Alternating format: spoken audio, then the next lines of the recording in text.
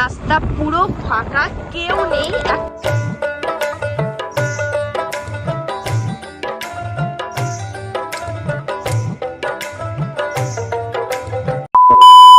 Hello guys, a big welcome to my channel. আজকের ব্লগটা কি নিয়ে শুরু হচ্ছে সেটা তোমরা আস্তে আস্তে জানতে পারবে।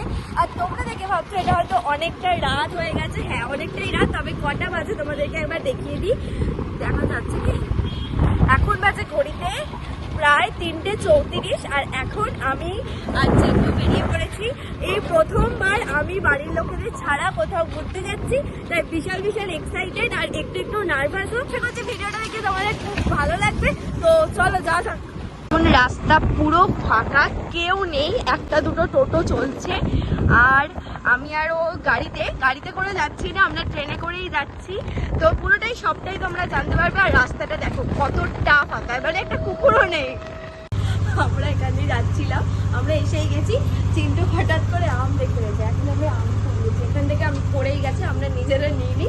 তো যাই হোক, আর আমটা কিন্তু ভালো মতন পেকে গেছে। এটা আমরা ট্রেনে যেতে যেতে খাবো। হ্যাঁ,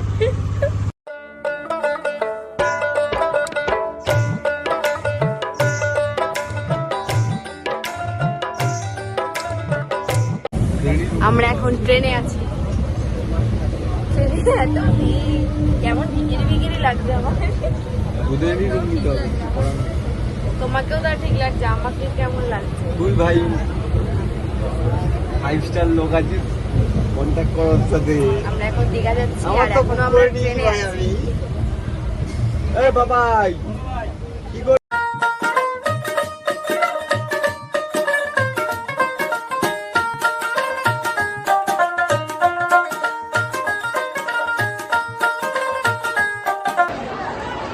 দীঘার এখন খুব খারাপ অবস্থা, এত ভিড়।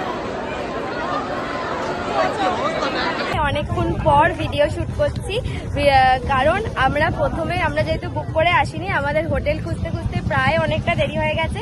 আর এখন আমরা রেডি হয়ে একেবারে খেয়ে দিয়ে সবাই মিলে বেরিয়ে পড়েছি। উদয়পুর বিচে এসেছি, আর এটা আমি কিন্তু ফার্স্ট টাইমই এসেছি। আর দুষ্টু মনে ফার্স্ট টাইম এসেছি।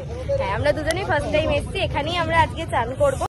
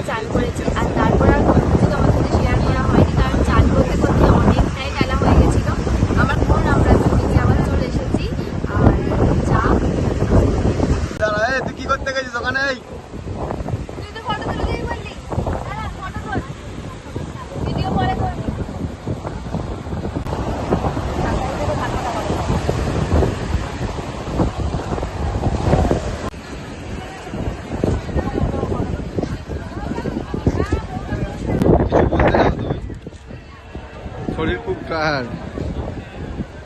আসলে ব্যাপারটা হচ্ছে আমি কেন এতটা টায়ার্ড হয়ে গেছি, কারণ আমি অফিস থেকে এখানে এসেছি। আর সেদিনকে রাত্রিবেলা যেহেতু ট্রেন ধরবো না, আমার টেনশনে ঘুম হয়নি। তো সেই জন্য মানে টায়ার্ডনেসটা কাটছেই না। ট্রেনে ঘুমিয়েছি যথেষ্ট পরিমাণে, কিন্তু তাও বিছানায় রাত্রিবেলা শোয়াটা একটা ব্যাপার, আর এমনি শোয়াটা একটা ব্যাপার। ওটা আজকে শুলে ঠিক হয়ে যাবে আশা করছি। হ্যাঁ, কালকে বাড়িতে চলে যাবো তাই।